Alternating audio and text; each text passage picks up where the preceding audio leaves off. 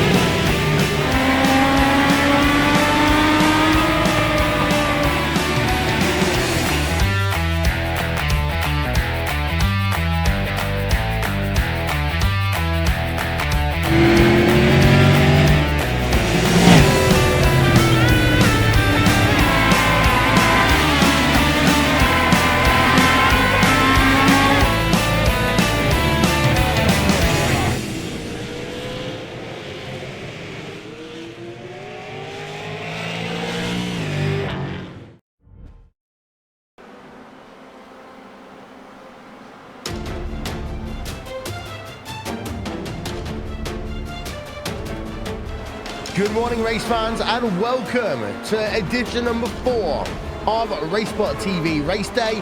We're here in Wisconsin, we're here at Road America, and we're just a few minutes away from getting going in the Formula Renault Sim Car. Gonna hand it immediately over to Paul Smith, Johnny Simone. Paul, as we have a look at the championship standings, very interesting out front right now. Yeah, certainly is. Good morning, everybody. Welcome along to this broadcast. And yeah, Simon Maria Marceno, who's in the lead of that championship by 8 points ahead of Alex Sadler in second. Carlos Avisa is in third place, not that far away, only 11 points off the leader, with Aurelian Talmon in fourth. Some very close championship standings. And Johnny, as we're heading to Road America, it's a track that you can overtake at, but it's not the widest of tracks either. No, it isn't. And welcome everybody to a brilliant round of RaceSpot Race Day. Surely today, turn number 1's probably your best option to overtake here. But if you don't get that done, look for turn 5 just after the marine sweep. So plenty of options with all the slipstream in the Formula Renault as well. Considering it's not the fastest car you can really drive around this racetrack, you should be able to get someone with the braking distances here. But regardless anyway, you're also looking into Canada Corner turn 12. That's a good option if you can maintain a good line through the kink. Certainly is. Well, we're just in the end of the warm-up session. Conditions on track. Well, it is clear skies here today, but it is a morning, so it is 75 degrees is the track temperature, with 69 degrees air temperature. So drivers should be getting some really fast lap times here today in this race. Of course, it is a 25-minute race. And well, these drivers will all be challenging for that race win. And well, you look at the first few rounds that we've had, Johnny, we've been having quite really good races, intense races in these cars, and we've seen some spectacular driving. Yeah, we have. We've seen some consistent driving, no real mockeries in terms of performances either. But the Porsches have given us a bit more entertainment too. I feel like this track here at Road America, with these open wheelers, the dirty air will come to play. You feel like there's not going to be too much track action going on, but I think it's different when you go into a low-speed type of open wheel like the Formula Renault, where, as I said earlier, the overtaking will be slightly easier as well, just because you might be able to get them in the braking zones here. Certainly will. So this track, as we've been mentioning, very high-speed sections on this track, and of course, as you mentioned earlier, some good overtaking opportunities. The tricky corner, I would say, is the downhill braking zone down the hurry downs into turn number 8, because you always seem to just snatch a brake at the front there and really struggle to get it stopped for that left-hander before the carousel. And you see some overtaking into there too as well for the Brave. Those Brave guys who dare to attempt an overtake maneuver into that turn 8 complex there will really light up the timing screens, light up the TV screens for everybody as well as the grid comes up now. Anyway, Paul, and we're ready for some good action. Yeah, certainly will be. So here is the grid then. It's Yoni Silvestri on pole position ahead of Scott Newton in second. Richard Arnaud in third place with Aurelien Talmont in fourth. Simon Maria Masson, the championship leader, is in fifth place on the grid with Alex Sadler, that second place driver in the championship, in sixth. Ollie Kvoka, good qualifying session for him, in seventh place with Vita oh my goodness. Viacunas in 8th place, Yarviza in 9th, and Dennis Guerrerson in 10th place. The rest of your grid, 17-car grid on the track here, so we're going to be looking forward to some really good close action for this race, and the drivers just getting up on the grid now, getting ready for this 25-minute race, as I said earlier. So it's going to be just a sprint race from the get-go. And all these drivers waiting patiently, waiting for the lights to come on. And when they do come on, they'll be all set for this race. So here we go then. The engine revs rise. We've got the green flag in the air. Oh, it's a good start. Aurelien Talmont got a good start, but then had to check up. Maybe got a little bit of a jump start there. So he's dropping back down the order. But it's a great start from pole position for Silvestri as we're going towards turn number 1 now. Tricky corners, get your braking right. There's seen so many instances in the past around here. There's got a car half spinning further back there, but able to carry on now. Everyone's just checking up towards the back, and there's a car in the wall. And that is Savati, who is running down the grass. He's not had the best of starts here, but going down the back straight now, we've got a bit of side-by-side action going on here, and it is for that third place there. And look at the field just fanning out there, 2 and 3 wide, heading down towards turn number 5. Battle for second place still going on here, and it's Richard Arnaud who gets up, but there's an instant at turn number 5, and there's a car around.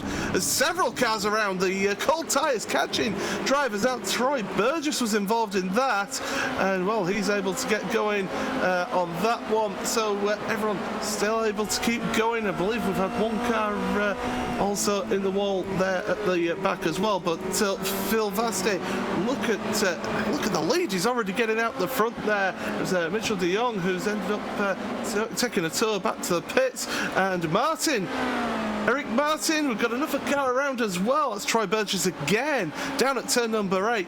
Chaos on this opening lap here, further down the order. Drivers still trying to sort themselves out. Scott Newton looking busy now. He's trying to get that third place from Masson, heading towards Canada Corner. Leaders going into Canada Corner now. And well, Scott Newton's just decided to stay behind for the time being. That the queue of 5 cars behind that second place driver of Richard Arnaud, as they're heading down towards turn number 14 at the end of this first lap. Really important to get your line right through here. Carry the speed through, because you're going to carry that speed all the way along this straight. You're going to get the slipstream. Got a car pulling off into the pit lane as well. That's Talmont heading onto pit road, but down in the slipstream. Look at this for second place. Marcelo looking to the outside. He's going to carry that speed. Is he going to make it in front? Yes, he is. Up to second place for our championship leader, Johnny. Yeah, that's a good move there. The initial incident into turn 5, Vitakunis had it was a downhill braking zone. He had a rear lockup. So for him, that's what caused that little domino effect going into that corner that Maria Marceno and Arnaud coming up towards Paul. But that's a good move anyway there for P2 for Maria Marceno. Yeah, and Scott Newton losing control there on the exit of turn number 2. Our race leader is checking out already at the front here, but Newton now trying to make some moves back forward and down the outside. Arnaud tried to make the move on second place as well, couldn't make the move. Scott Newton back in front of Alex Sadler, the man who's in second place in the championship at the moment. Well, he is down now to 5th place in this race, going through the turn number 7, down the Hurricane Downs to turn number 8. This group of 4 all together, and well, they're really all trying to work hard, trying to get past each other. and trying to make the move forward, but the leader, Silvasti, 2.5 seconds. He's got the lead there over second place with Marceno. And these guys all battling away, Johnny. They're all slowing each other down and allowing our race leader to just pull away. Yeah, and that's just demoralizing for the rest of the field, because Silvasti's been in a league of his own this series, and once again this round he's already pulled out a big advantage. So whether or not these guys can catch up to him over the next 20 minutes could be a hard task for them all. But here we go now, four-way fight for that second position. A couple drivers kicking up dust on the exit. They go through Bill Mitchell bend, blind corner, left-hander, and then braking in a straight line here, trying to trail brake too, just to open up the wide line into that final corner. And now you're onto the main straight. You can see Alex Sadler in P5 has a good run here on Newton, but Arnaud also has the same on P2. Yeah, certainly does. Looking to do the same as what Simon did to him the previous lap, and this is what you'll get here at Road America, 2x2 as they're heading towards turn number 1. And Marcelo just holds on to that position, so too does Scott Newton as they go through turn number 1. There are the rest of the field is all pretty much spread out, really. Oleg Kvoka is battling away for 6th place as well. You can see that in the background, but these four, this is the main battle on track here as they're heading down through the Marine Sweep, through turn number 4, heading down towards turn number 5. Tricky braking zone this. You're downhill, you're in the slipstream, you try not to run into the back of the guy in front. Arnaud trying again, but can't do it. Oh, a little mistake there from Alex Sadler, having to get out of it, and he's just dropped back a little bit from this front group here, Johnny. Yeah, the car just twitched on him on entry, and he tried to avoid Newton as well. I think the amount of speed that Sadler carried in to the entry of that corner, he would have maybe hit Scott Newton. Here they go on the run down to turn 8. This is what we're talking about. Only the brave overtake into here, and Newton just was able to carry the speed into there. And I think in these Formula Renaults, the only way you'll be able to overtake into turn 8 is if the guy in front just gets a terrible exit, because it's so difficult to remain full throttle through turn 7 with the dirty air as well. Oh no, though. Look how close he is through the kink as well, and he's right on the back of Mario Marceno. Yeah, he took a big jink out to the left there. He's got the outside line as they head in towards Canada Corner, but can he make the move? No, he's not. Scott Newton is under pressure as well, and now Sadler is going to make the place up on Newton. So up to 4th place now for Sadler. Arnaud still trying to get past Marceno, and well, heading in towards turn 14, this is where you need to get that run, and look at the switching of that car of Marceno. There's a car off in the gravel, that was Scott Newton, so he's dropped down to 7th place now. Here comes Arnaud though, up the pit straight, across the start and finish line, and I think if these two are at it all the way through this race, we're going to have a photo finish at the end of this one here, Johnny, as they're heading down towards turn number 1, and it is Arnaud who's going to get that move done. John Godfrey is battling away with Scott Newton as well, and Oleg Kvoka trying his best to get past your visor as well. Yeah, they're very close, but that was on the exit there at turn 2. Maria Marceno went for the cutback, but Arnaud just planted the car in the middle of the racetrack. Didn't even have to move that much either. So here he goes though, round 2 for the fight. Maria Marceno has to take the outside line, and he squeezes Arnaud to the inside. Here we go, braking battle. Who's got the confidence on that with the left foot? And Maria Marceno on the exit picks up the throttle nicely, and he's back into P2 anyway for now. But the thing is, with this track, with the slipstream being in such effect, these guys will just be swapping positions every lap here. And really, they're battling over that second step of the podium, because the race leader, 4.8 seconds ahead. Ioni Silvasti, he's absolutely just, he's no trouble at all. He's just taking a nice Saturday drive.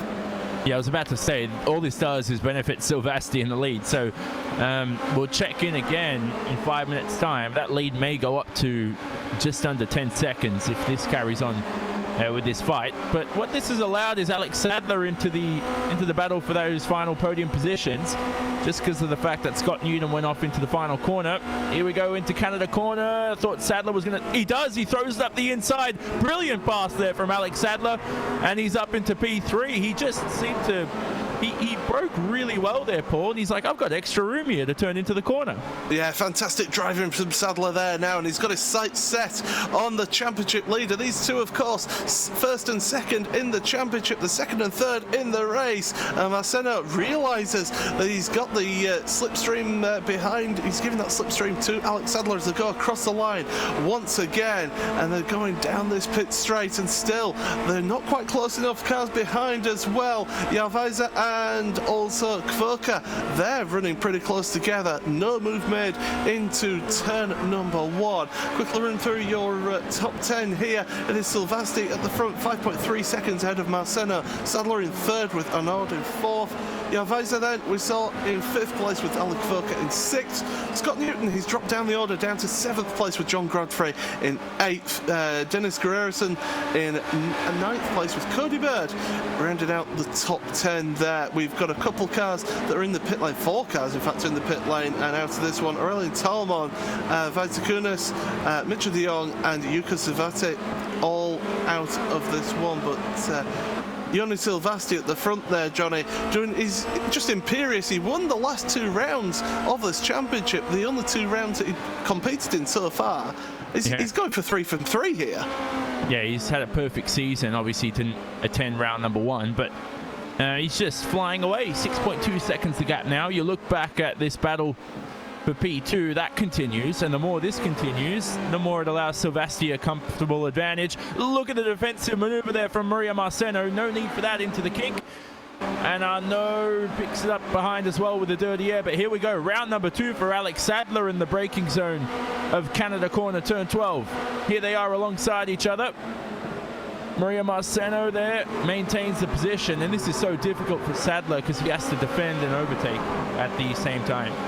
It certainly does, and it's that tricky spot to be in that middle car in that battle, to be able to attack but also defend from the car behind. And oh, Marceno running wide over the grass. He almost loses control of the car, does well to hold on to it. He's lost second and he's now down to 4th place in this run. And well, the guys behind will have seen that and gone, thank you very much. Let's see if we can get a tag onto the back of this group. Oleg Kvoka is making a move now as well on Jarveiser in towards turn number 1. Last of the late breakers, and it is Kvoka who will make that move. Will he make it stick?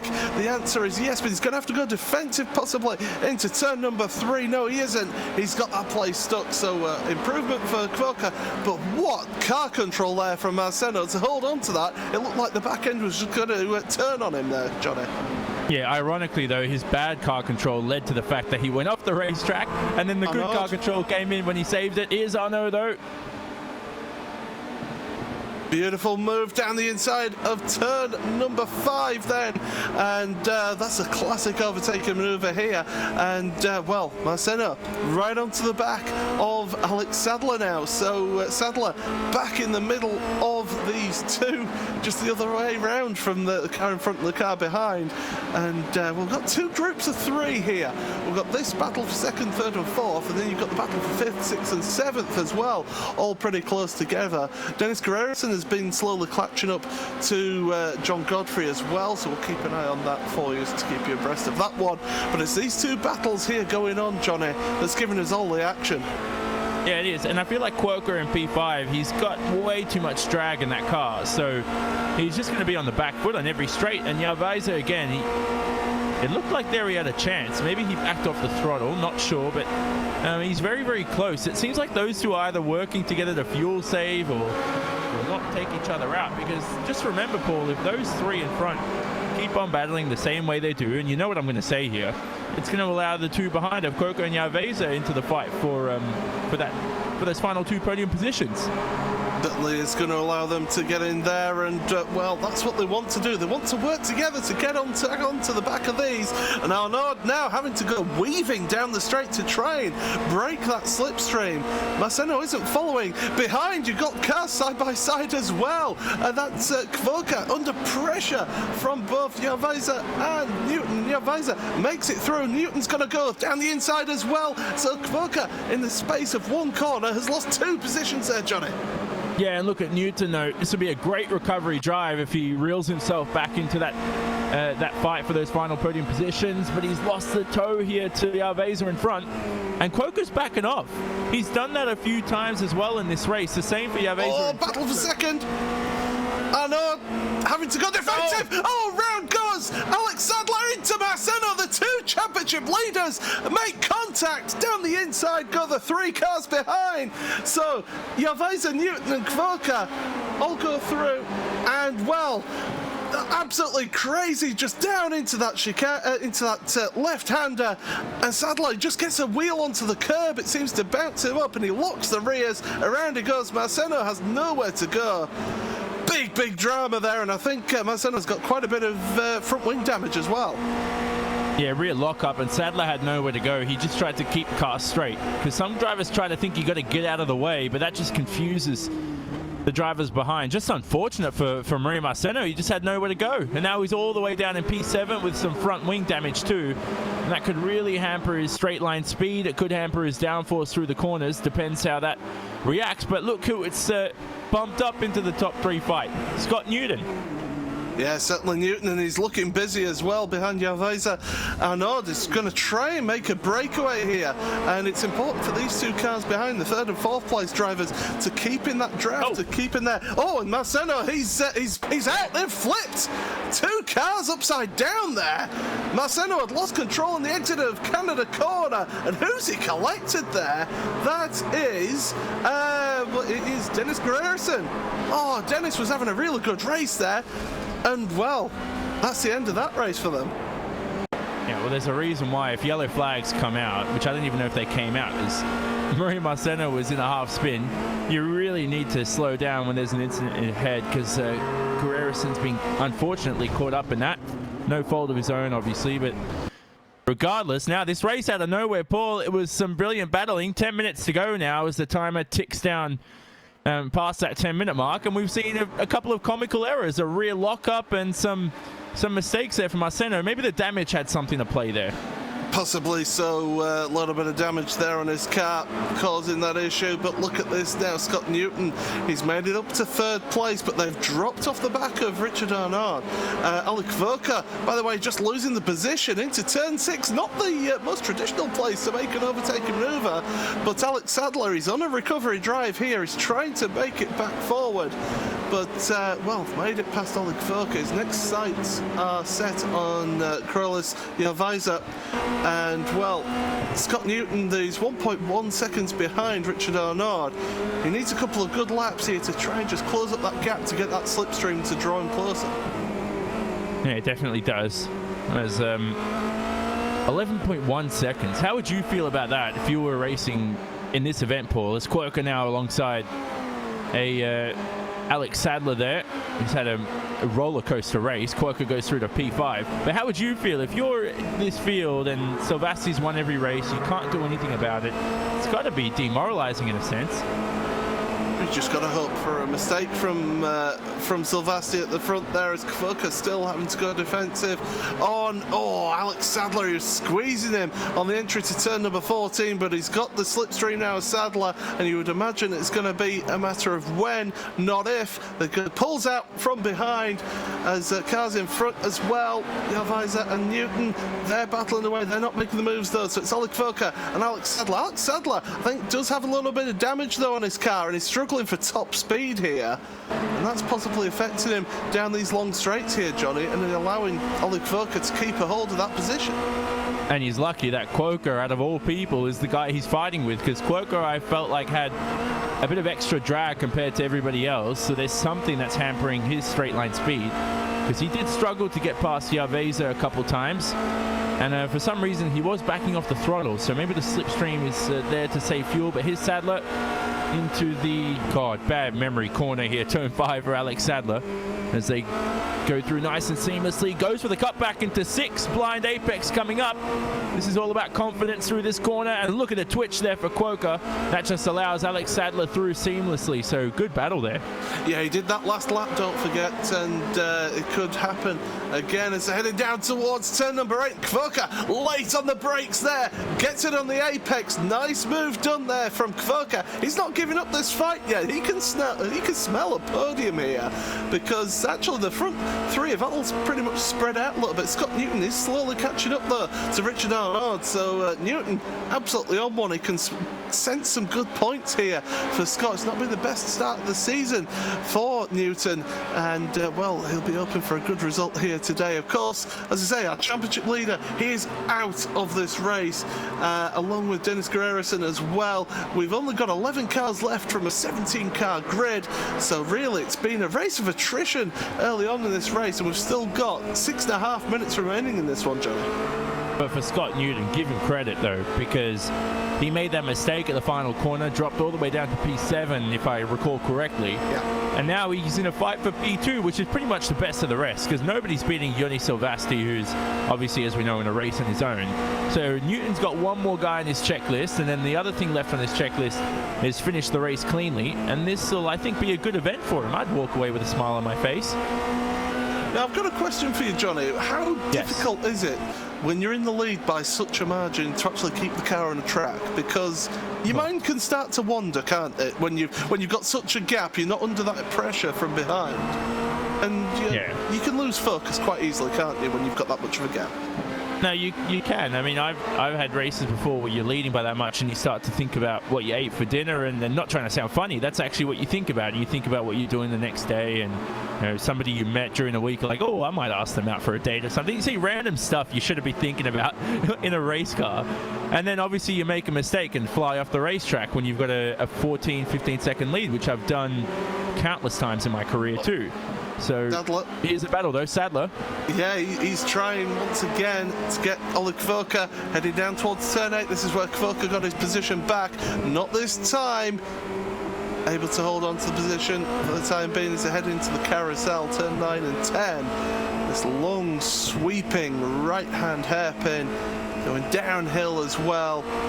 Really, really good challenging corner for these drivers. They'll be able to go pretty fast through there with these Formula Renaults through the kink, absolutely flat out through there. 145 miles an hour on the exit as heading down towards Canada corner. Use the slipstream of the car in front, and not able to catch up is Alex Sadler, sorry, Scott Newton. That's the reason why I said Scott. He's caught up to second place now. Richard Arnaud, he knows he's under pressure here. He's got 4.5 minutes to hold on here, and with a lap time taking about 2 minutes, just over 2 minutes, it's about 3 laps to go then in this one. And here comes Scott Newton pulling out the slipstream, heading down towards turn 1, Johnny. And well, this one, you would think that Scott's going to make that move stick, although trying his best to hold on to position as Arnaud. But Newton makes it through. Now, will not Arnaud be able to get in that slipstream, use that draft to then give him the opportunity? Maybe he's done that deliberately so that when he's on the last lap, he can make the move on that final lap.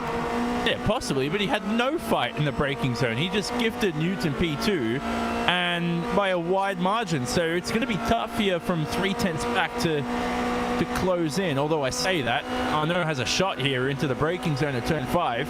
So make sure you spot your marker. That's the difficult part about Road America, with the brake marker so difficult to see. Sometimes you have to rely on track objects and the cones, and sometimes the cones can be kicked off by somebody in front, and you have to rely on something else. Sadler and Quokka side by side through turn number 5 into turn number 6. Sadler's got the inside line. He's going to take that position. Now, will Quokka make that move back again? Seems to have the slightly higher downforce, so he can carry the speed through the corners, break that a little bit later, down towards turn number 8. Quokka not able to make the move this time, and if you're Alex Sadler now, you're hoping that that's finally that position done, because you are now 6.2 seconds behind 4th place. I think really with the amount of time left, Alex Sadler, this is about as far as he's getting. Yeah, you also hope that your left-hand side tyres are coping well towards the end of the event. Look at Quokka though through the kink there. He's got a great advantage here on Alex Sadler in terms of top speed. and he should be able to slot himself up into P5 seamlessly. Sadler's very confident under brakes though. 2.5 minutes remaining, Paul. Silvasti crosses the line now, so we should get a couple more laps in. Yeah, 2 more laps of this race. And Arnaud is just dropping back a little bit from Scott Newton, half a second. They're going to come across the line here. And really, Arnaud, he's trying his best to keep in that slipstream. That's the thing about this first half of the lap. You can catch up a good chunk of that time if you just drop back, maybe make a little mistake later on in the lap, because that pit straight, the straight down towards turn number 5, you can really catch up a lot of that gap in the slipstream. Alex Sadler and Kvoka still close together, not able to make the move. Yeah, not close enough. Although Sadler's going to have a good run past the Moraine sweep into that 5th corner. Here he goes through turn number 3. It's so easy to run wide there, and Sadler gets caught out by that. The exit doesn't open up. Look at Arnaud though, 1/10 behind Newton. God, that's close for that battle between P2 and P3. We've had a spinner, Eric Osby Martin, spinner at turn number 1.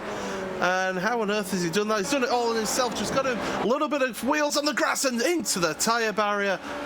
He's going to try and carry on, make it to the end, but that's pretty much race run for him. Yeah, that's turn 1 opens itself up slightly more than turn 3, but it's so easy to run wide there. And you want to be able to clip the inside curb, but he's just carried in way too much speed and maintained that, so he didn't back off the throttle. Just a slight touch of the grass caused that spin, and his race is effectively over. That car will struggle to make it across the line, but he'll try and stay in front of Cody Bird in P11 for that for those extra points. Yeah, certainly will. Look at the battle at the front. Arnaud looking towards the inside. Not quite close enough to make the move yet, though. As we're heading in towards the final lap of the race, Silvestri's come out the final corner, so he's going to have one more time across the stripe. And Arnaud spun.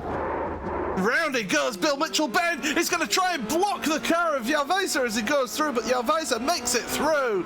And well, big mistake there from Arnaud at Bill Mitchell-Benn. It's so easy to do, but look at the speed now that he's carrying because of it happening before the final turn, and he's back up to that 3rd place. But does he have damage? That's my question. I don't think it doesn't look like he does. Look at Yarvesa now. He fights back with a slipstream advantage. Into turn 1, they both fight in the braking zone. Yarvesa goes for the cutback. Sadler and Kvoka as well, looking busy side by side in towards turn number 1. Sadler not able to make that move yet. Oleg Kvoka doing a fantastic job. Richard Arnaud though, all over the back of Yarvesa as they're heading down towards turn number 5. Yarvesa taking a bit of weaving down the back straight here, down towards turn number 5. And Arnaud really looking to try and use the slipstream, try and get alongside. He's not going to get it in towards turn number 5. Realistically, there's only one more opportunity for Arnaud to make that move, and that is in towards Canada Corner towards the end of the lap. Alex Sadler still is behind Oleg Kvoka as they come out of turn number 5, now heading in towards 6. So those two are going to be battling on right to the end of this race. It's a battle for 3rd place though. Yarvesa and Arnaud in towards turn number 8. No move done yet so far. And our race leader is heading down towards Canada Corner, so he's nearly at the end of his lap and the end of this race. It's not been the most intense race for a lot of these drivers. It's all been about survival as this one, and so far these guys have been giving us a good show towards the end of this race. Through the kink goes 3rd and 4th place. Arnaud not able to get close enough. Silvestri though heading in towards the final corner for the final time. He's going to come out of turn number 14. He's got the uphill section to go, and he's going to take another race win. 3 from 3 for Silvestri. What a fantastic run it's been from him. Across the line he goes to win this one. Scott Newton will end up in 2nd place. And, well, the battle for 3rd is going to go to the wire here. Oh, no, just running wide. He's not got the run that he needed as he heads up the hill. And it's going to be Yarvesa who's going to get that 3rd place ahead of Arnaud in 4th. Oleg Kvoka, he's going to come across the line in 5th place, managing to hold on to that position ahead of Alex Sadler. Well, John Godfrey taking a bit of grass tracking there in towards the final corner. And was that Scott McIntyre who made it through? So yes, change of position there on the final lap. Scott McIntyre able to move up a position. John Godfrey then dropping down a position there at the end of the race. Troy Burgess running across the line in 9th place, and Eric Osby-Martin, look at the damage on the front of that car. Is he going to manage to keep ahead of Cody Bird? Well, the answer should be yes, because Cody Bird's got a lot of damage on his car as well. So those guys are going to come across in 10th and 11th places. Eric Osby-Martin comes through that final corner and he could breathe a sigh of relief. But, well, we'll be able to take you through those final standings then of this race. And it is Joni Silvestri who won this one by 13.7 seconds ahead of Scott Newton. Scott Newton, of course, had a big instant race, that spin at the final corner, dropping him down to 7th. Great recovery drive up into 2nd place. Javeza in 3rd place, just ahead of Richard Arnaud, who finishes in 4th. 5th place for Oleg Kvoka, who manages to battle on and tape ahead of Alex Sadler in 6th place. Sadler, who had that big moment down into turn number 5, collecting championship leader Simone Maria Marceno. Scott McIntyre in 7th with John Godfrey 8th, with Troy Burgess in 9th, and Eric Osby-Martin. We saw a big moment, turn number 1 towards the end of the race, finishes in 10th place. For Cody Bird, the last of the runners, in 11th, with all the drivers out of the race. Grierson, Marceno, as we mentioned, who had that incident with Sadler, and then also a later incident with Grierson as well. Talbot, Vaisakunis, De Jong and Savate round out your field. And Johnny, it wasn't an intense race in terms of just non-stop pack action, but these Renaults still give you some fantastic racing and some good battle packs going on in that race. Yeah, it did. A very difficult racetrack to master, both in terms of setup and driving style too. So these guys were caught out by it a few times. We saw in the first lap. We also saw what happened to Alex Sadler too, going into turn 5 with the lockups, the rear lockups too. So you got to adjust to that constantly. Left side tire wear, maybe not so much of an issue in a 25-minute race, but we will see in the big World Championship event later on that could really affect drivers on those one-stop strategies. Certainly could affect those drivers indeed. And well, let's hand it back to Will, because Will, that was some fantastic racing, but of course we've got the Super Cup coming up, and if the first 3 rounds are anything to go by, those races were absolutely just insane. Yeah, I've got to say, there was some really good racing. The Quokka versus Sadler battle, just to let you know, Quokka did end up winning out on that one. They were switching places so many times over those final laps. But also, before we talk about Super Cup, I mean, Marcelo, losing that race by himself, there were a good number of unforced errors here today, Paul. Yeah, I think the track conditions wouldn't have helped with that, with it being a cooler track, of course, 75 degrees track temperature. These Renaults, they don't like the track to be too cold, and they get very twitchy, and we saw a few drivers having a few twitchy moments. Marceno, of course, we saw have the moment out of the last corner, and then, of course, getting caught up in that incident at turn number 5 with Alex Sadler, and, of course, his own incident at Canada Corner as well. So a few errors from the championship leader, and all of this is just allowing others, Javeza and Arnaud and Silvestri, of course, to be able to move up closer to that championship lead. Yeah, we're going to step aside for a couple of minutes here on RaceSpot TV and on iRacing Live. We'll be back with more as we build towards the Super Cup in just 1 moment's time. iRacing, you wanted the best, you got them for abreast. Often imitated, never duplicated. The greatest show on dirt, the World of Outlaws.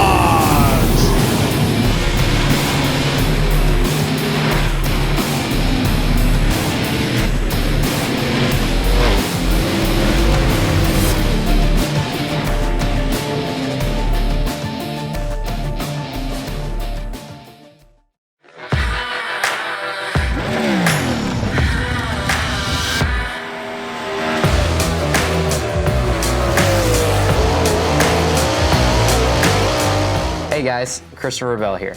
As you guys know, iRacing is coming out with dirt, and it's been a long time coming. So I'm here today to kind of show you around the sprint cars and hopefully give you some insight for whenever you first drive it.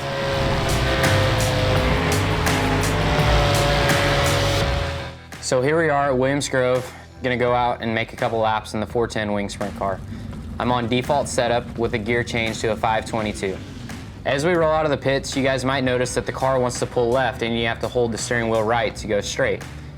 That's normal for a sprint car because you have so much stagger, it's always trying to turn the car left. Once you get up to speed, that goes away.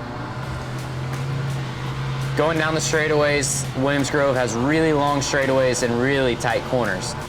The big wings on the sprint cars, it always wants to pull you left into the corner, so it doesn't take much steering wheel input to get the car into the corner.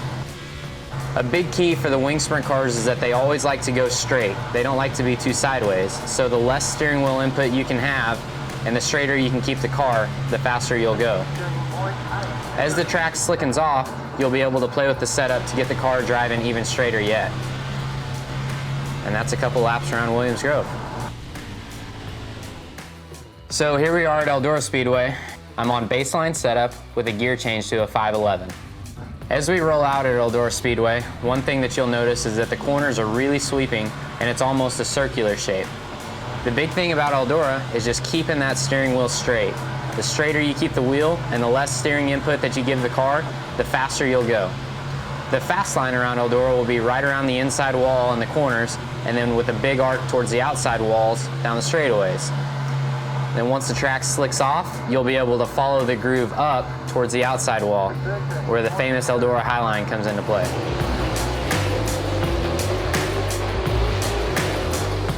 So now we're at Volusia Speedway Park with the 410 wing sprint car. I'm on baseline setup with a 511 gear, the same as what we ran at Eldora. Whenever you roll out on the racetrack, you'll notice that Volusia is similar to Eldora. They have long sweeping corners, and it's kind of circular in shape. At Volusia, whenever the track is fast, you'll want to be right down against the concrete wall in the corners with a nice big arc down the straightaway. Whenever the track starts to slicken up, you'll be able to follow the groove up higher and higher. Whenever you get into turns 3 and 4 though, the groove might get up onto the shelf, which is the flatter section of the racetrack, and then it becomes very difficult to exit turn 4 without getting into the wall. And that's just one of the characteristics of Volusia Speedway Park. Hope you guys have fun.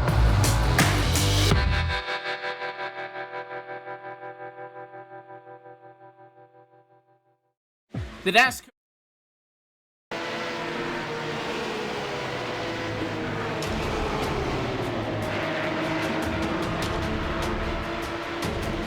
Welcome back, ladies and gentlemen, to RaceSpot Race Day. Qualifying is currently underway for the Super Cup here on RaceSpot TV, streaming live on iRacing Live. In terms of qualifications, they've got themselves 3 minutes left to go.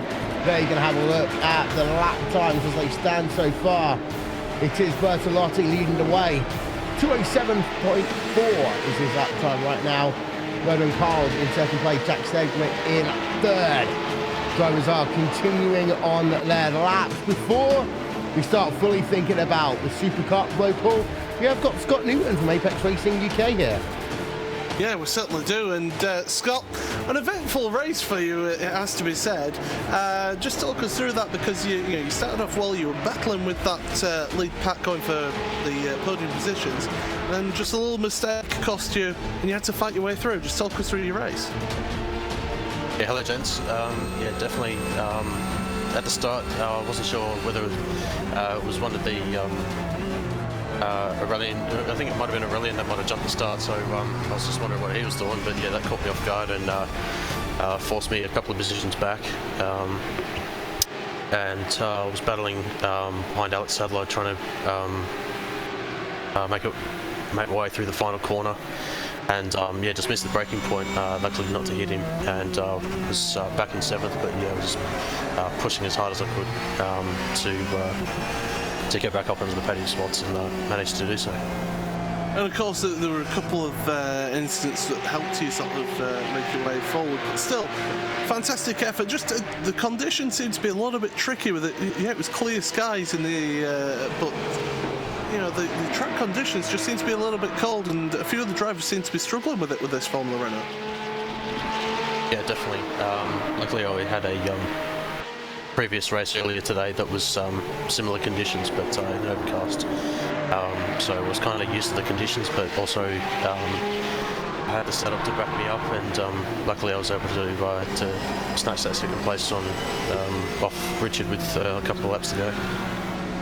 Well, that's it, and we saw how close Richard was getting to you as well towards the end of that race. Looking at your championship as a whole, first 3 rounds been solid, not the best of starts really. You were in 9th place in the championship going into this round, so that second place will have really given you a good bump in points there.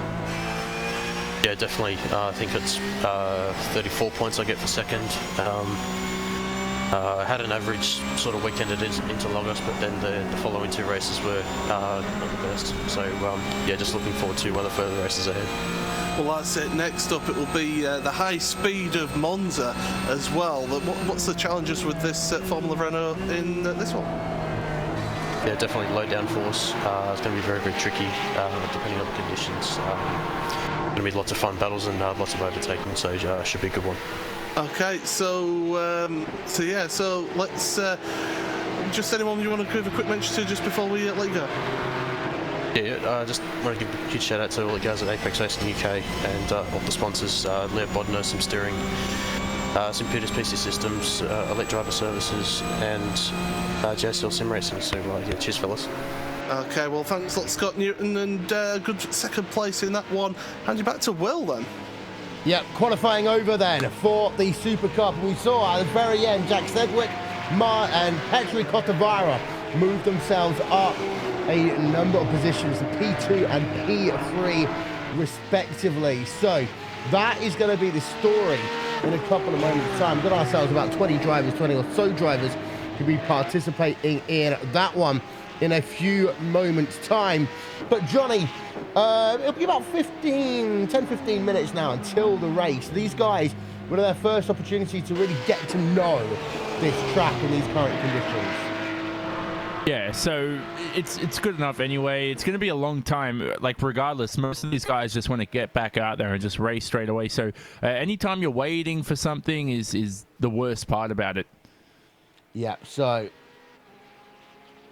there we are. Super Cup's going to be starting. Paul, what time does the race start here again? It's quarter to 2, yes. UK time. So in about it's 18 minutes time. But whilst I run around doing administrative business, as we like to call it, let's talk about the Super Cup series so far, because Paul, Johnny, it really has been fantastic racing. It's the depth of field, the quality, the closeness of racing has just been insane. It certainly has been absolutely insane, and battling all the way through from first right down to the mid-pack. It's certainly been great racing. We've seen how close the times are between drivers as well in this car, so really good to see the close action. Field a little bit depleted, but I think that's because, of course, there is the Nürburgring 24 hours coming up, so a few of the drivers may be just deciding, Joe, we'll miss out this round just to keep our focus on that, but which of course you can watch on iRacing live, don't forget that. But yeah, it's been a really good season so far. Jared Filsell has been the class of the field, but it's not been an absolute domination by him. Yes, he's won the 3 races, but Johnny, he's had challenges all the way. He has. So he wasn't in qualifying anyway. He may not be here this round, and it opens the door for somebody else to take honors and take the win possibly at Road America, take the first win of the season for somebody other than Jared Filsell, I meant to say. Bertolotti's been quick. Cotavara behind, former World Championship driver as well in the Williams, that was, before the McLaren came into play. The field's, it's all to play for here today. Close field, lots of slipstreaming involved, large braking zones in the Porsche, and that's why we've had brilliant racing. This car is built for motor racing. It certainly is, and it's it's a fun car to drive as well in this on this service as well. Don't forget, you can get the Porsche 911 GT3 Cup car. It is available on iRacing, which is I've been having fun in the car, even though I'm terrible in it. Yeah. I don't know what to say about that. I don't want to insult you. I insulted you too much last round about a few things, so this round we'll keep it neutral. But no, it is a fun car to drive. I mean, when I say it was built for motor racing, obviously it's a Porsche 911 GT3. You know, it's not like you just grab the stock model from your local Porsche dealership. But regardless, anyway, the field, we've got some brilliant talent here. Oscar Mangan, a good name to mention. Vedran Kral, Bruno De Carmo, two guys I've seen a lot in sim racing over the past couple of years. Those guys are insanely quick. And there's even a couple guys down the back of the order not setting times. We've got Ricardo Chavion, Scott McIntyre, Dane Warren, and let's see if they can make their way up through the field seamlessly. And it could really stagnate the pack if they don't, or that could really stagnate themselves, sorry, if they don't make themselves through the pack. And one man who is in this field who can't seem to get himself out of GT cars, Will Tregurtha, who I was watching racing the British GT Championship on Easter Monday down at Alton Park. He had a good couple of rounds there in the Ginetta, I believe it was. It was driving in the GT4 division of the British GT Championship. So keeping his eye in with his racing here in the Super Cup, and certainly be interested to see how he gets on today. He's about 1.4 seconds off of the pole time, but to be honest, around this track, that's not that much really, because it is a long old track as this. No, it is. Road America, very long, and the Formula 1 cars later on will be doing around the mid-130s range, so the Porsches very close to Formula Renaults, has to be said. These cars are pretty quick, and that was the same at Montreal too. So Will Tregurtha, as you mentioned, a very good British GT racer. We had Lando Norris here last week too, who pulled off some, I don't want to say optimistic, but they were very, very, very hard overtakes to pull off if he managed to get them done. So he's a good talent though, McLaren young driver, and there's a reason why this Porsche attracts some good drivers, because it's such a challenging car to drive, and that's why it's fun. Of course, myself and Will Vincent saw him win a race in the Euro F3 Championship at Silverstone the Friday before the World Endurance Championship. A really good drive from him, considering that he only really had to race half the race because the rest of it was behind safety car. Yeah, the first half of that race was pretty much safety car after safety car after safety car after safety car. But yeah, overall, it was a really good race. And actually, if we have a look at the championship standings real quick for the Super Cup, though, you notice that Jared Filson does have the advantage here, Paul. But behind, it's close between Williams and Heikkinen, close between Bertolotti or Polsitter, Klaus Kivikas, Tommy Osgaard, for example. So there's a lot of wriggle, and one bad race in this series will really, really hurt you. Certainly can. And of course, there's no drop rounds as well, is there, in this series? So, you have to be in it to win it. And Gerard Filsell missing this round, maybe feeling that he's able to. And with a 19-point gap, he obviously feels confident enough that he can pick it up with the rest of the races in this series here, Johnny. Yeah. It's funny how only one driver in the top 10 in the championships actually here, and he could possibly take the race win. That's Mario Bertolotti. So that could really do well for his championship charge. Pathetic Cote d'Ivoire, I have to say, not that I'm trying to, kiss his backside here, but he's a very strong driver. He's been very strong in the World Championship too. He's quite popular within the community as well, so a very liked figure and a very liked personality.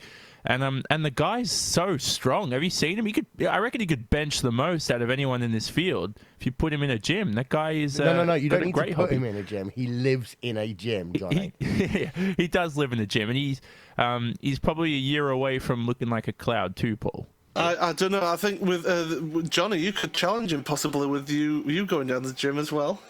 Yeah, I almost came late to the Formula Renault broadcast. Everyone.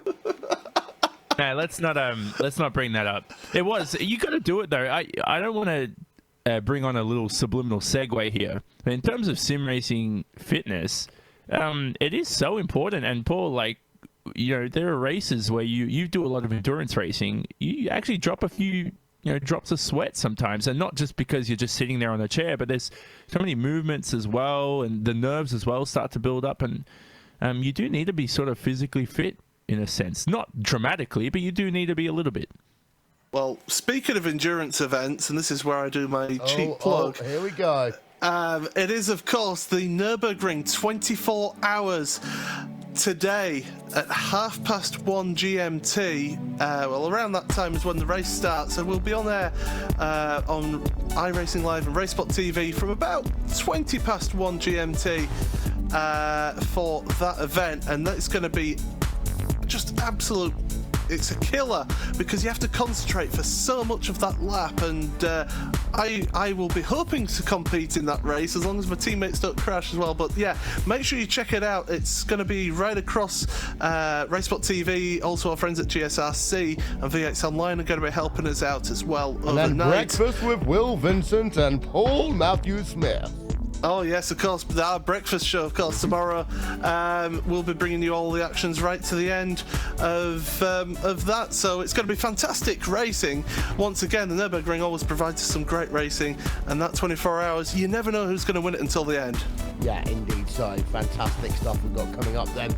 24 hours of the Nürburgring, from one plug to another plug. Don't forget, the month of May is coming up. And we have got not one, not two, but three fantastic Indy 500s to bring you. The first one is the Apex Infotech Indy Elite Series Indy 500. It's kind of the start of the month of May, and it will be where the guys really psych each other out. That is on May the 7th.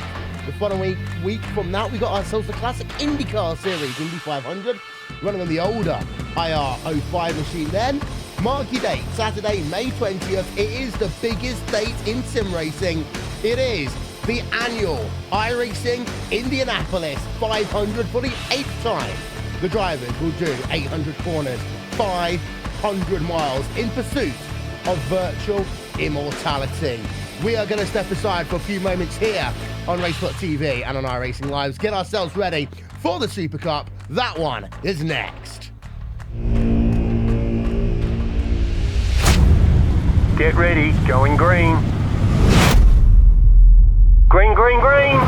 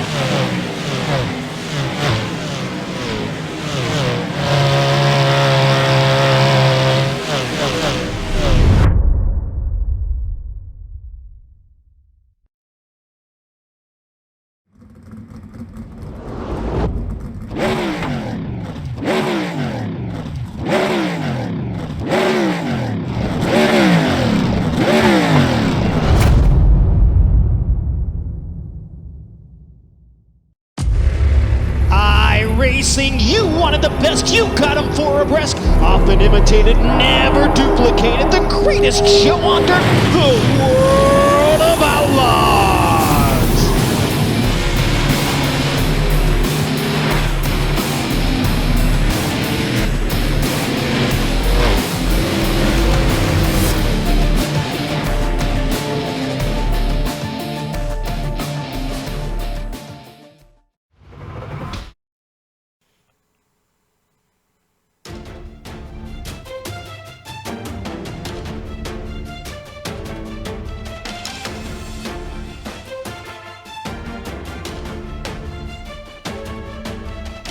Welcome back, ladies and gentlemen, to RaceSpot TV Race Day here on RaceSpot TV, streaming live on iRacing Live. It is now time for the RaceSpot TV Super Cup.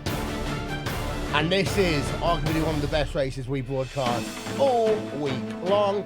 Will Vincent, along with Jonathan Simone and Paul Smith. And, well, Paul, it's that situation now where we are going to be ready for high-octane, fast-paced racing every corner, every lap. It's going to be absolutely fantastic racing. I'm looking forward to this one. These cars, they'll go well around here. Of course, there's quite a bit of GT racing goes on at this circuit as well. So these cars suited to this type of track.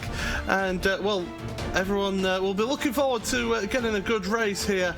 And this one certainly will be a challenge for those championship leaders, hoping to get some good points towards the end of the season here. Well, certainly going to be good. And Johnny, we've been saying in the Formula Renaults in the Sim Cup about the challenges of this track. These Porsches, they've got slightly long, well, I say slightly, quite a bit longer braking zones heading in towards those tight corners of turn number 1, 5, and of course turn number 12 as well are going to be the key points. These guys are going to have to be brave on the brakes here, and it's all about who can modulate that braking to get the most efficiency out of them. Yeah, it is. It's about confidence too, and it's about how much practice you put into braking. So a lot of the time drivers are afraid that the car's going to lock up, and that just depletes their confidence entirely. So that's a big difference for them anyway. But not a simple circuit, not too difficult either. You just have to manage the left side tire wear due to the incredible number of right-hand side corners, and sorry, I should say fast sweeping right side corners. And at the same time, the best overtaking spots we spoke about, it doesn't change from the Formula Renault to the Porsches. Turn number 1, you look at turn 5, the downhill braking zone after the marine sweep. Then you got Canada corner, turn 12. And don't forget, Paul, we've seen drivers go side by side across the line to finish a race. So if on the final lap you don't get it done into Canada corner, maybe have a look across a drag race finish across the start-finish line. Yeah, certainly you get some fantastic finishes towards the end of races there, and I know we touched on the championship standings before we went to the break, but we'll have a look at them again. Gerard Vilsell is in the lead of the championship, 19 points ahead of David Williams, who's in second. Joni Häkkinen in third, 1 point behind David there. Mario Bertolotti in fourth place with Klaus Kivikas fifth. Tommy Osgaard sixth with Evan Milliard in seventh. Jack Sedgwick in eighth with Jussa Haitala in 9th. 10th place is Mark McDonald. So really close championship standings there. In fact, Matt McDonald and Christian Thaler Zuch both on equal points there in the championship. So really close standings there. I mean, you look at it, the top 6 covered by 40 points there, Johnny. You miss a round and, well, it could be disastrous for your championship here. Yeah, it definitely could be. So let's see what happens anyway. We did get sort of caught out before. A lot of those drivers in the top 10 were in another secret qualifying session that we're not good enough to be in, Paul. So that's why we weren't allowed to be invited to that private session. But they're going to be racing anyway, but still no Jared Vilsell. So the championship leader and that advantage could be depleted come the end of the race. Grid time now. Well, it'd be good if I could see the grid. So at the moment... Yeah, so we can't see it yet, so we'll be bringing you that in about 3.5 minutes. The grid will be able to give you that, but some good drivers out there, as we were mentioning earlier on, and, well, everyone's got an opportunity here, and we saw one little mistake, like we saw in the Formula Renaults, down into that turn 5, could affect more than one person there. No, it could bring that domino effect into play. That's what you don't want to do. There's a few things you don't want to do in sim racing. Somebody asked before the race, I'm not going to name them, how much fuel they need for this 30-minute event, and that's always worrying. Anytime somebody said that in a race I was in, I'd always give a number lower than what you need, Paul, so I'd laugh when they'd run out of fuel on the final lap. Yeah, what are we talking about? Yeah, there, Johnny. Gallons, litres, what would you give it in? Oh, I never use gallons. I don't even know what that is. Is that measuring distance? What is gallons? I've always been a litres guy. Measure of volume is... No, I know, but I've never used gallons. No, I've always been in the open wheelers. So the open wheelers, you're always using kilograms or litres, and basically there's not too much of a difference in numbers between those two. Kilograms is weight, though. Because volume can change with temperature, of course. No, of course. But we talk about... No, you're getting too smart on me. What you get here on RaceSpot TV is a very basic education on the difference between weight and volume. That's what we get here. All you need in sim racing is to understand how many kilograms you're using per lap. It's not simulated to the point where it changes volume from lap to lap. Just get the amount of liters you need in kilograms, and you do a practice lap, and that's it. Then you multiply it by the amount of laps you predict to do. And that's why I don't drive that much, because I just put fuel in and hope for the best. You could go the other way, Johnny. Rather than have them running out of fuel, you could tell them to absolutely brim the tank and then have them carrying excess weight. Yeah, nah, well, I'm just very... Why are we giving away our secrets here? Yeah, let's not do it. I've got so much to hand out that it's... well, our careers are over, Paul. That's why we're in the commentary. Well, yours might be. I'm still a race winner from this week, so thank you very much. I don't want to bring it up. But yeah, we're heading into the last minute of warm-up, and these drivers, they'll be looking at the conditions, actually. Here's a good point. Clear weather once again, 71 degrees Fahrenheit, so it's gone up 2 degrees Fahrenheit air temperature. Track temperature, 77 degrees Fahrenheit, so again, it's a cold track here. And as we're heading into the last sort of 30 seconds of the warm-up, Johnny, how's that going to affect these drivers? Well, it's not going to affect them in warm-up, obviously. The track is carried over to the race anyway in terms of grip and everything. So if you are taking abnormal lines into corners, you do want to grip that up as much as possible in this session. Apart from that, though, you've got 30 minutes of the race to make up for any errors regardless. Track temperature, that was actually an interesting point. You had pressure on you there to bring that up. But having a track temperature at 25 degrees is going to be so easy on these tires, and that's so critical around Road America. The amount of fast sweeping right-handers, it takes its toll on those left side tires. So really hard to balance. But hopefully we can look at the grid in a second's time. Yep, so let's go and take you through your grid then for this round 4 of the Super Cup.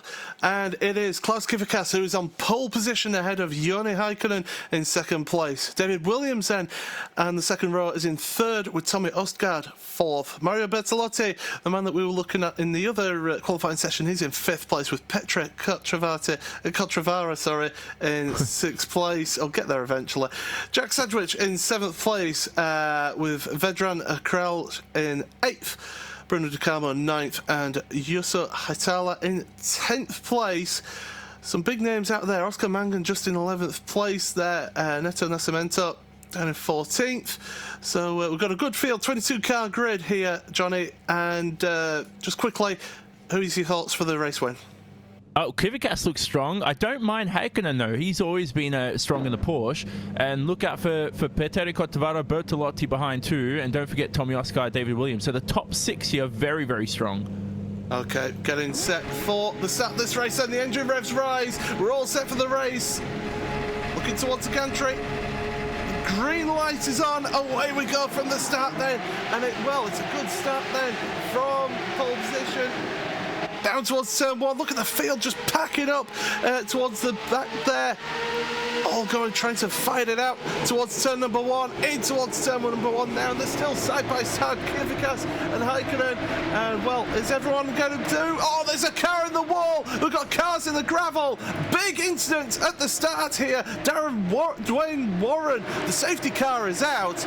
Dwayne Warren, Lashov, Bruno De Carmo involved in that one as well. Big incident early on in this race there, Johnny. Yeah, and Bruno De Carmo, I was watching it from the corner of my eye. It looked like there was a tap between Cotravaro and somebody else, and that forced De Carmo to slow down, and then he got taken out by somebody behind. So just a chain reaction there. No one really at fault. It was just 3, 4, 5 cars trying to go into the first corner all together. And this is what happens with the circuit. It's so tight, so difficult in towards that first corner. We said about the width of the track with the Renaults. And these cars are bigger cars than those Renaults. And you can afford to get the shoulders out a little bit in this car.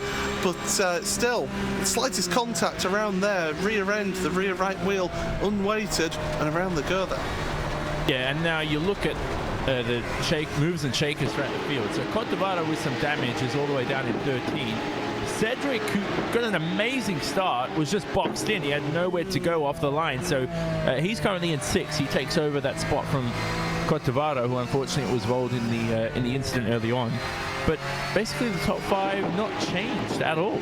So you've got Kvyat, Hakkinen, Williams, Osgaard, Bertolotti. And I think right now anyway, I think these guys just want to get this caution period over and done with and get on back to racing. Well, this is it. They're all trying to get round to get to the iRacing pace car. Just wait at the end of the pit lane, and they'll pull out once the leaders get on to the start finish straight and pick up that safety car. And well, we'll be able to have a look at your standings then as they go across the line. And it is, of course, Klaus Kvyat who's in the lead of this one. Second place is Joni Häkkinen. Third place, David Williams with Tommy Osgaard in 4th. Mario Bertolotti in 5th with Jack Cedric in 6th. Courage in 7th with Hatala in 8th. Will Tregurtha up to 9th place for a start 15th. So he's one of the beneficiaries of that Turn 1 incident. And Oscar Mangan in 10th place. And, well, Petra Kotavara down from 6th to 13th in that one. Graham Quinn, look at that, from the back of the grid up to 14th. So it just shows how an incident like that in mid-pack can really shake up that field. No, it can definitely. You just have to be patient near the back. And if you're too patient, obviously, you won't make up too many spots. So he's obviously placed his car into those open positions on the first lap, and he's got probably a bit lucky as well with other drivers having to get onto the brakes, and he's just sailed his way through. So he's got to take advantage of it here. That's only step 1 for his race. Good start. And now he continues anyway. Cote d'Ivoire having some words with Kral about that first Turn 1 incident. So anyway, I don't think any of these drivers right now are happy trolling around behind the pace car. But regardless, it's just about keeping a mindset here anyway, Paul, because that final corner, if you don't get a good run out of there come the restart, I mean, that's just going to be seriously difficult. If you're Klaus Kvyat and you get swept by 2-3 drivers behind, that, well, I don't even want to think about that. Well, I mean, this is the beauty of this track. Okay, so we've got the safety car here, so we're going to lose a few minutes of race time here. So these guys, they're all going to be battling it out a bit harder to try and get the positions, especially the people who that fell down the order a little bit with that Turn 1 incident. And, well, these guys can get caught up in incidents. Of course, the old saying from America, cautions breed cautions, and hopefully we don't see enough of caution with everyone starting just one in a row, so not going side by side on the restart. Yeah. We should at least hopefully have a little bit of clean racing, but that slipstream, it's going to count so much going up that pit straight, and if Klaus Kvyat is not careful, he could get absolutely swamped going in towards the wall. Yeah, that's what we were talking about. So you're going to be mentally strong come the restart, not be too nervous, just have to pedal away and do your stuff. 25 minutes remaining now. And we know who's we know who's physically strong in this field. That's Petteri Cote d'Ivoire. He can bench press the most. But it's about finding who the mentally strong drivers are.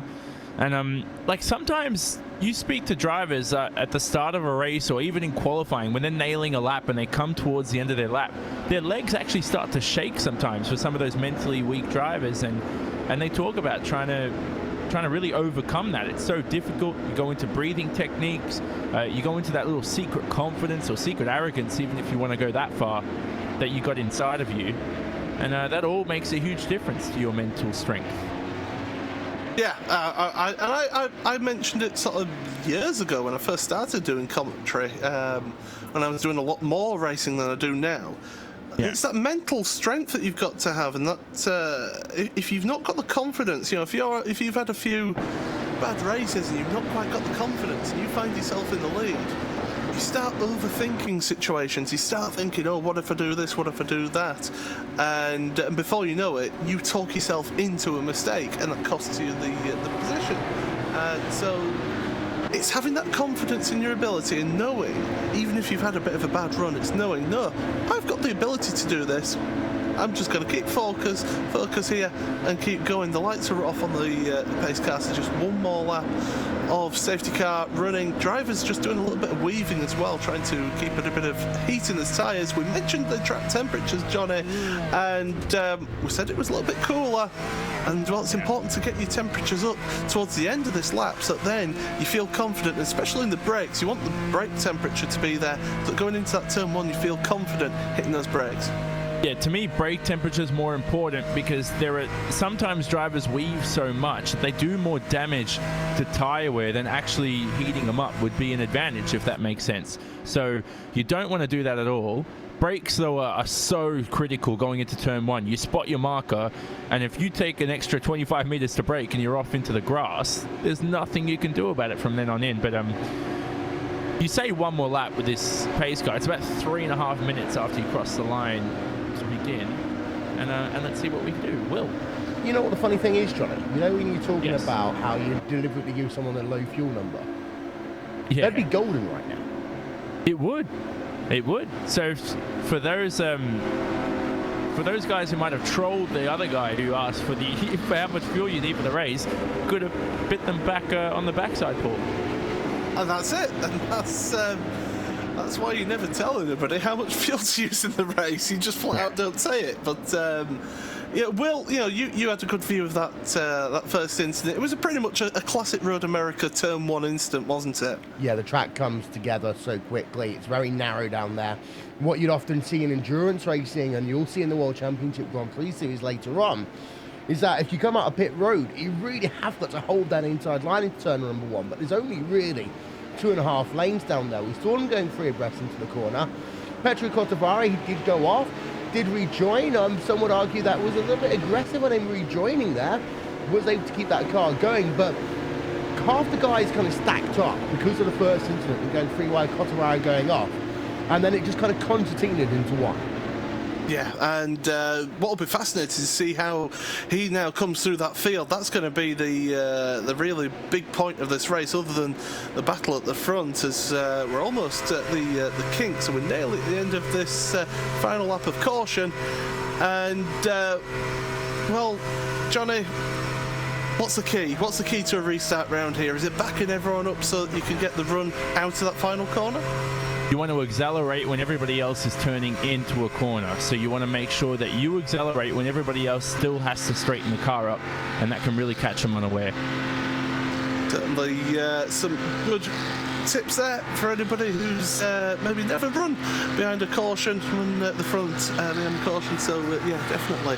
I'm surprised to see Klaskivicas running so close to that pace car there, because it means that if they run still this close heading into that final corner, it means that he'll have to wait until that pace car pulls off to the right on the pit road, and it's a steep hill as well. You want to be carrying as much speed as you can up that pit straight, because if you're having to accelerate at the bottom of the hill, you're really going to affect yourself going in towards turn one. But here we go then, in towards that final corner. We're waiting for that pace car to peel off to the right hand side. Klaskivicas holding the field. He's gonna still hold it. He's still holding it. Now he's going as he's halfway up the hill. The green flag will shortly go in the air. In fact, we're away racing once again. We've got about 20 minutes remaining in this race as we head on down towards turn number one once again. And well, the cars behind are fanning out a little bit, just going in too wide in towards turn one. But everybody so far keeping it nice and clean, keeping it safe. And this restart, so no need for another caution yet. Heading down towards turn number 3 now, and it's Heikkinen trying to put the pressure on Klaus Kivicas, and gets a good run through turn 3. Kivicas onto the grass there on the exit of turn number 3, heading down the moraine sweep now, underneath the bridge, heading downhill towards turn number 5. It's important to get your braking right into this corner. Kivicas is going to be compromised, having to hold that inside line. Heikkinen trying to run it around the outside. He can use the curbs. They're on the outside of that corner to get the good run, heading in towards turn 6 are still side by side in towards turn 6, and Häkkinen just getting it all wrong on his braking. Round he goes, so Kvyat holds on to that position, holds on to second place though does Häkkinen, because David Williams just can't quite get past Häkkinen, heading down towards turn number 8 now, and now Williams is under pressure from Tommy Osgaard, who now is under pressure from Bertolotti. So great racing early on here on this restart, and look at that now, all that battling has allowed Kvyat just to pull away a little bit at the start of this restart then, Johnny. Yeah, and Williams is struggling for tyre grip, so I think those tyres are very, very cool on that Coanda SimSwap Porsche, and he just had so much understeer at the restart because he should have been in front of Häkkinen now. The amount of mistakes that Yoni made in P2. So David Williams, hopefully those tyres are up to temperature. And in towards Canada corner, Oscar just looking on Williams, deciding against it for the time being. We had a little bit side by side further back, and it's Oscar Mangan and Haitala heading in towards the end of the lap bit Mitchell Bend.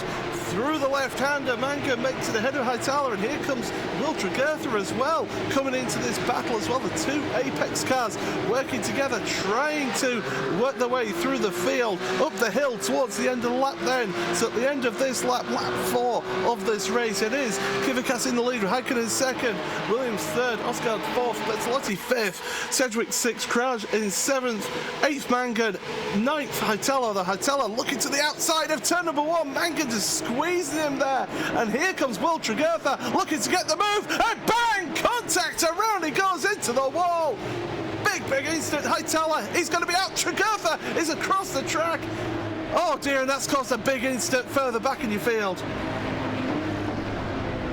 Goodness me, I'm not sure what happened there with Tregurtha. He just kept on the throttle despite the driver in front was spinning, so Tregurtha just probably caught unaware by the fact that the driver in front was very, very slow. And wow, that's caused a huge incident. It also collected someone. I wasn't sure. Was it an orange car? Well, Santana's out.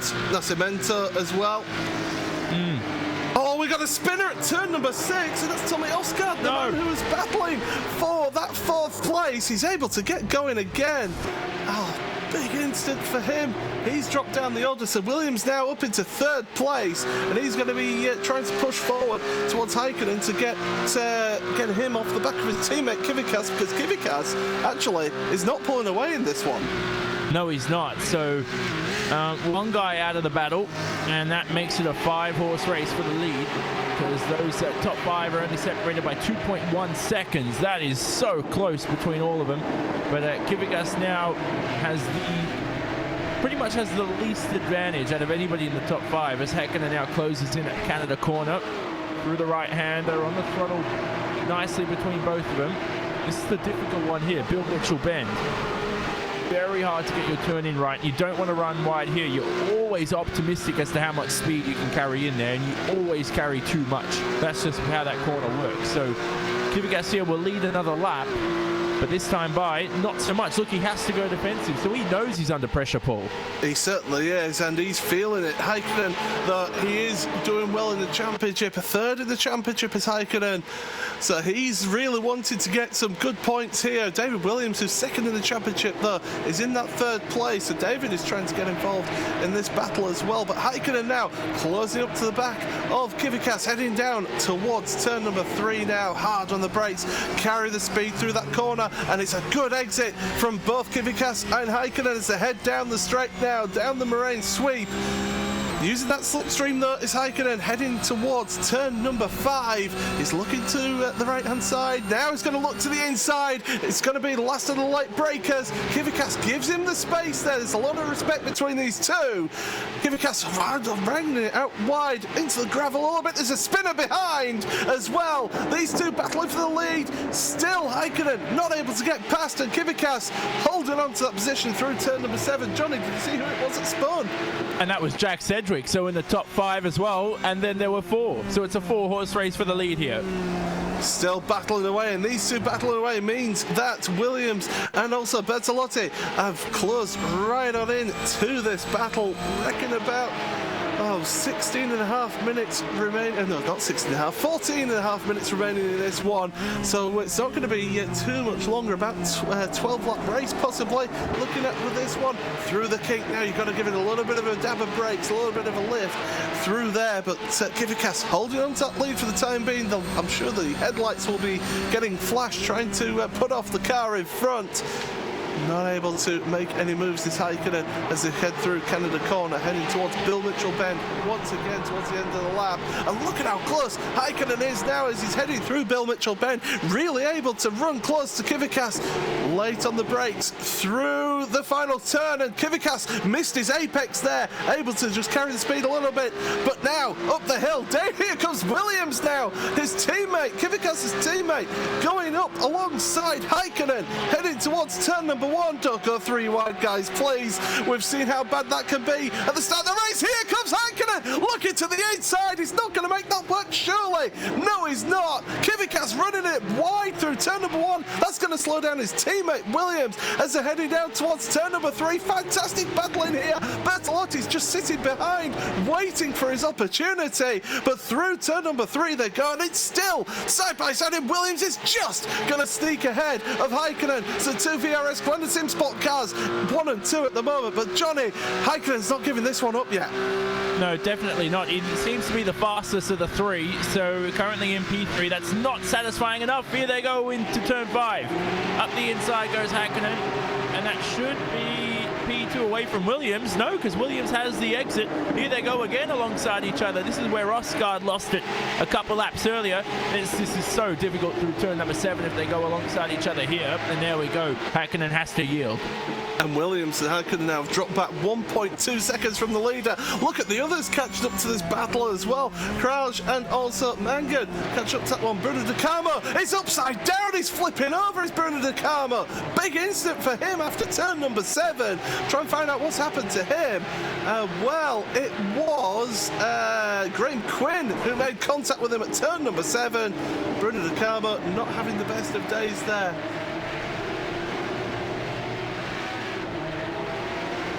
Wow. That was battle of second. Oh, look at this. Williams here alongside Häkkinen. Oh, they're so close to each other. Look at the run from Häkkinen on the exit. You know what, though? Kivikas now 1.6 seconds in the lead. It's just not what Häkkinen wanted. At least he's in P2, so now he has to reel that advantage down. Can he do it in the next 11 minutes? He's lost the draft, though. That's the thing. He's lost the draft of the car in front, and that's going to make him a sitting duck to this queue of traffic behind him now. Williams is behind him, then Bertolotti, Krauj and Mangan as well at the back of that train of cars. 5 cars there battling it out for second place, and it's almost a repeat of the Sim Cup. Williams runs a little bit wide there, a little mistake from him. Bertolotti, now he's got the sniff of a podium. Yeah, you'll get away with that running wide in the Porsche because the car is much more heavier than the Formula Renault, so it will stabilize itself on the grass. Here they go, though, on this second straight. Just progressing nicely through here. Look at the back, though. Oscar Mangan, Vedran Kral. Having a look at Bertolotti. Kral outbrakes himself. That could have taken out David Williams. And now he's lost it on the exit. Oh, comical corner for Vedran Kral. Yeah, not the best corner then for Kral. Around he goes. He is dropping down the order, and he's trying to get himself. And do you know what? I think he's collected somebody else as well. He's out the race now as Kral, and well, yeah. Graham Quinn it was who hit him. So yeah, definitely big incident for him. He's dropped down during Graham Quinn's had to pull over as well.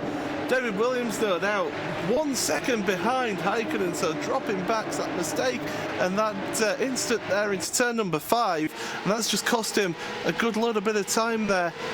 Heading down towards the kink now. Got a bit of comfort space though behind him. Bertolotti's 6 tenths behind. But with Williams, though, credit to him there. He knew that Vedran Kral lost the corner, who obviously Vedran now is out of the race and retired officially. Williams actually missed the apex a little bit because he knew that he would have been collected by Kral. So brilliant spatial awareness there by David Williams. That's something that's very underrated, and if anyone's going to give him credit, so I'm going to do it. absolutely, he deserves it. It was great awareness, looking in his mirrors, seeing what was happening around him, and you recognise these things, the experience of David Williams. What he doesn't know about GT cars isn't really worth knowing, because he's so experienced in these cars, this type of racing. And yeah, he's able to spot that happening and think, do you know what, I'll just keep it out to the right here, let him have his accident, and I'll carry on without any incident. Yeah, exactly. And so look, it's just, you don't notice that though, because you always notice the guy who's out of control. But Williams definitely need to tip his hat off, or tip our hats off to him. And you talk about a 22-car grid, only 12 runners left in the field. That's been the rate of attrition. Well, let's hope that this isn't a foreboding of what's going to happen after this race. Of course, you've got the Championship Grand Prix Series coming up after this, so hopefully we don't have things like this happening in that one. But Road America, it does, because it is an older track, so the walls are a little bit closer in. If you have an incident here, you end up going out the race because you end up having race-ending damage. Yeah, it's fast sweeping corners too, and a lot of the overtaking spots are downhill. For example, downhill braking zone, you carry much more speed obviously than an uphill braking zone, because of the fact that gravity doesn't slow the car down in time. You look at turn 1 as well, when you're overtaking there, right-hander, medium speed. It's not a hairpin where you give a light tap to someone. So the walls here, concrete walls too, it's just, you'd think with all that space and all that grass runoff, you'd avoid the walls. But as I said, it's just high speed, this racetrack. It is, and well, Williams now not really under pressure, about half a second between him and Mario Bortolotti as they're heading in towards Canada corner. And Joni Häkkinen, actually, we've not been paying attention to him. He was half a second faster on this last lap than Klaus Kvyat, and we'll be able to see what the times are when they cross the line here, heading through the final corner now. But Joni Häkkinen is now back in the slipstream of your race leader, so we could have a battle on for the race win, heading towards these final 7 minutes of the race. Of course, it's a 30-minute race, just curtailed a little bit because of the safety car. Across the line that goes, Klaus Kvyat, a 2 minutes 7.5 second lap. Häkkinen, a 2 minutes 6.8 second lap. So Häkkinen's really got the bit between his teeth here, Johnny. He's going for that race win. Yeah, by far the fastest guy on the racetrack. So brilliant stuff from Joni. And I mentioned it before, he was the fastest in the field. It's just whether or not he will finish in that first position. Because now again, he has to try and play with the mind of Klaus Kvyat, a very strong mind in that Commander Simsport car. And if he gets past, that'd be a strong achievement for him. Remember, this is going to be the first winner in the field, because Jared Filsell isn't here, our championship leader. First winner who isn't Jared Filsell. Yep, it's going to be a new winner in this championship. And well, who's it going to be? Klaus Kvyat, Joni Häkkinen. The thing is, if these two battle it out a little bit too much, could then draw David Williams, Mario Bortolotti, Oscar Mangan back into that battle. So could see a 5-car battle for the lead if these two start battling it out and slowing each other up, tripping over each other. This corner, the carousel, is so tricky in a GT car and in the Porsche as they go through there. You've got to just feather the throttle, just get it absolutely right, and then give them the power. You can drift it out of that corner as well, and then into the kink here. A little dab of brakes, get the car hooked up nicely through the apex. Don't clip the curb too much, or you can send yourself into the wall on the exit of the kink. And now down towards Canada corner once again. Heavy on the brakes, down second gear. You can run it out wide there over the curb. There's a lot of curbing on the exit there. And look at this now. Häkkinen just seems to have the better run through the second half of the lap here, Johnny. It's almost as if Kvyat has got it set up maybe for more the faster, high-speed stuff. But here we go then. Battle for the lead, Johnny. It's on. Yeah, and Häkkinen got too throttle happy there. It was four-wheel drifting through that final corner. I love calling it four-wheel drifting, even though it's just called drifting in a way. Look at Kvyat though on the defensive here. 5 minutes remaining as they cross the line. Häkkinen don't have a look up yet. Get a little bit closer. He's got the pace. He turns in a bit too early. He could run onto the grass on the exit of turn 1, and he does. So that hampers his exit just ever so slightly. But here's the run he's going to get, Paul, out of turn 3. This is the critical exit he needs. And now he's got the draft to help him all the way down to that downhill braking zone at turn 5. He certainly does then, and here we go, down through the Marine sweep.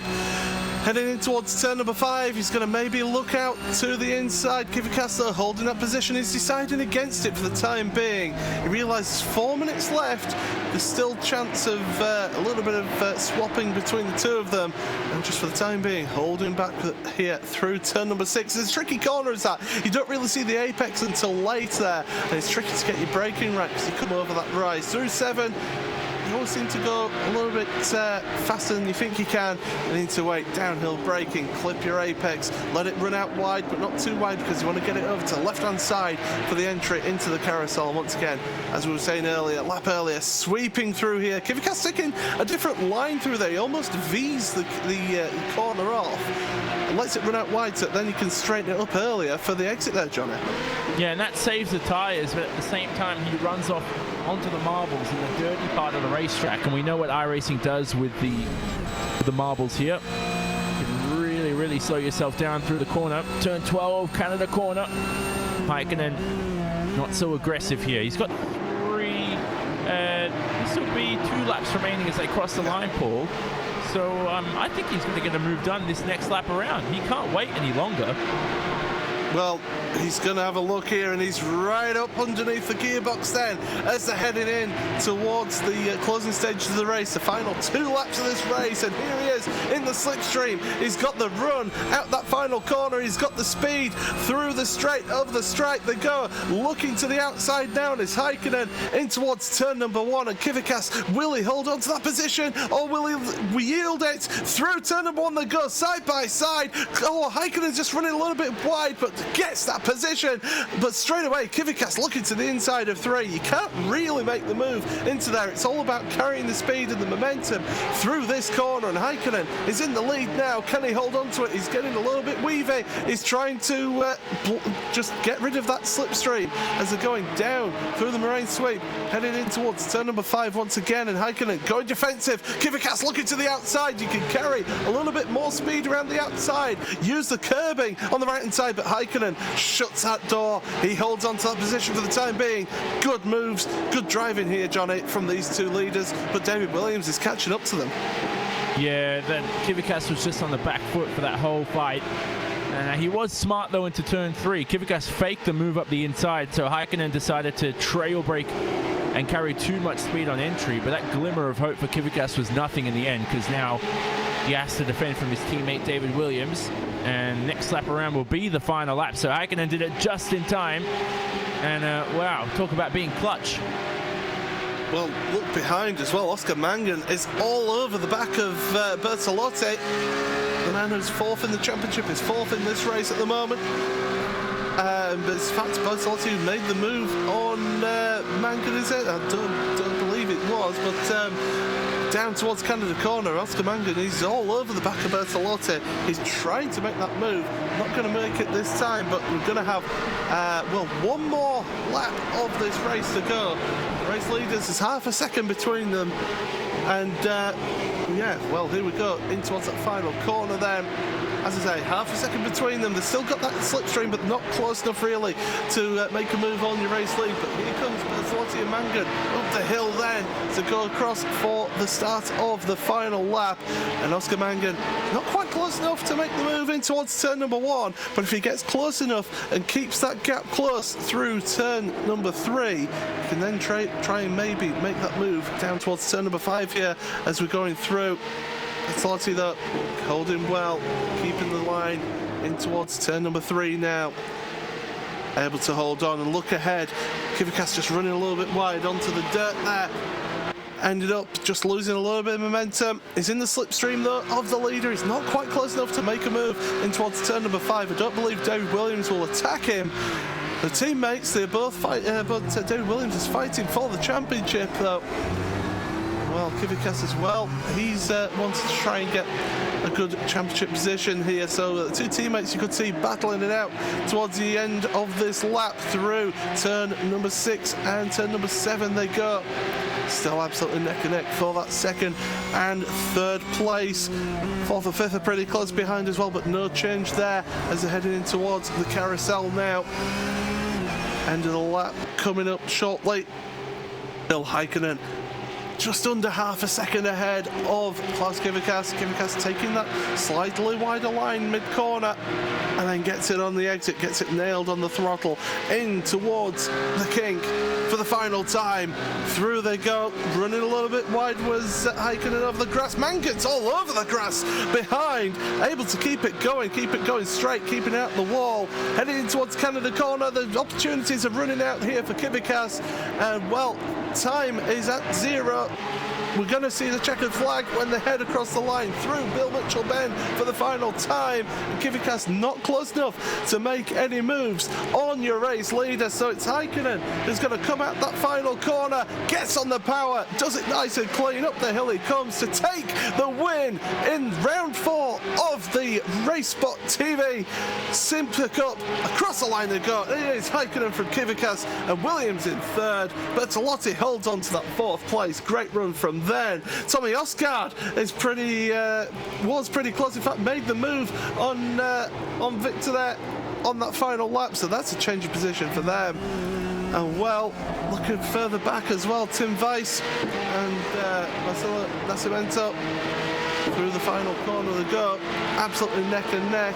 But still not able to have any change of position between those two as they go across the line. And Scott McIntyre is way down. He is not going to be doing so. We'll be able to take you through your final positions then, and it is Joni Heikkinen who wins this race then, ahead of Klaus Kivikas by 0.349 of a second. David Williams in 3rd place with Mario Bertolotti in 4th. Oscar Mangan rounding out the top 5. Petri Kotravara, not the best race, started 6th, ended up in 6th, having to have a recovery drive there. Jack Sedgwick in 7th with Tommy Osgaard in 8th place, dropping down from 4th on the grid. Victor Koitala in 9th place with Tim Weiss in 10th. Nascimento in 11th with Scott McIntyre, the last of the runners, in 12th. Well, 22 runners started this one, on the 12 finished. It was a race of attrition there, Johnny. It was. And look at the top 3 separated by 0.6 of a second. That was incredibly close, but Heikkinen was by far the fastest driver out of those 3. But it's good to see the battle go so close. Just disappointing that Jared Filsella wasn't here today. Would have been good to see how he would have fared compared to these guys.